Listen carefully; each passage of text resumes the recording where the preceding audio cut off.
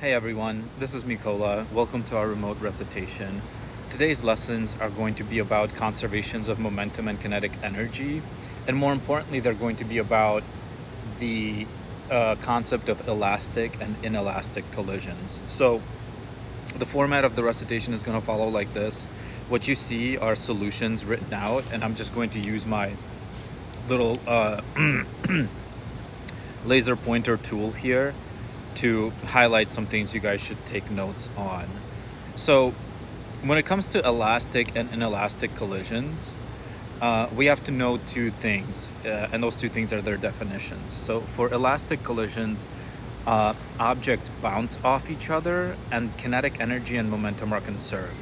At inelastic collisions, kinetic energy is not conserved, but only momentum is conserved.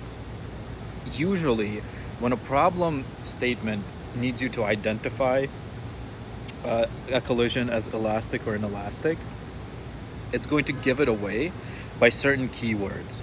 And the keywords of inelastic problems are stick together, deform, crushes, damages, heat, or friction.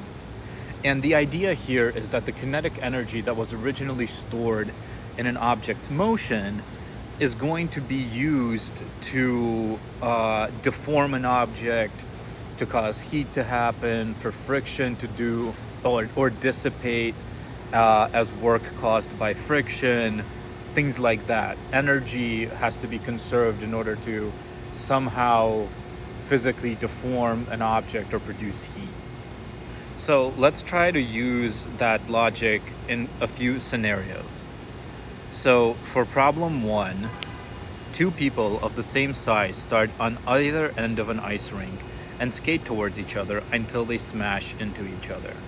Now, this is going to be an elastic collision because, we don't hear that keyword stick together. They don't crash into each other and stick together. There's none of these keywords that would suggest some form of somebody breaking something or causing an injury, or friction or heat being produced. Now for problem 2, block A is pushed into identical block B. Block B, which is at rest on a frictionless surface, and then afterwards block A is still and block B is moving. And so in this situation, it seems like there's just a block that collided with another block, and that block ended up moving, and the initial block that was moving is now standing still. Again, we don't hear deformity, we don't hear sticking, we don't hear anything that's broken or anything like that. So that means it's an elastic collision. Kinetic energy and momentum are conserved. And I guess another important thing to say here is that when a problem asks you to say whether momentum and kinetic energy is conserved, it's really asking you whether a collision is elastic or inelastic. And then you know how energy ends up conserved that way. So problem 3 says that a cannon fires a cannonball vertically upward from the ground to the max height of the cannonball.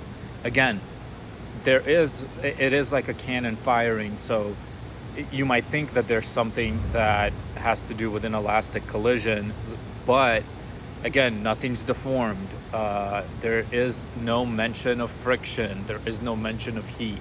So make sure you stick to the problem statement when you evaluate this. Don't try to imagine heat being created in a cannon, which is, I guess, more of a physically accurate event. If the problem doesn't have those keywords in them, it doesn't have them, and you should use that to evaluate whether a collision is elastic or inelastic.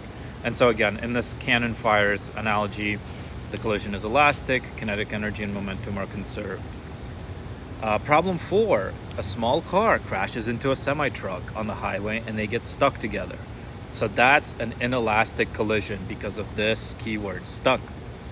So that means only momentum is conserved. Problem 5, a semi-truck bumps into a small car on the highway and the small car gets pushed forward. Again, there's no deformity, there's no heat, there's no crushing. It's an elastic collision. So kinetic energy and momentum are conserved.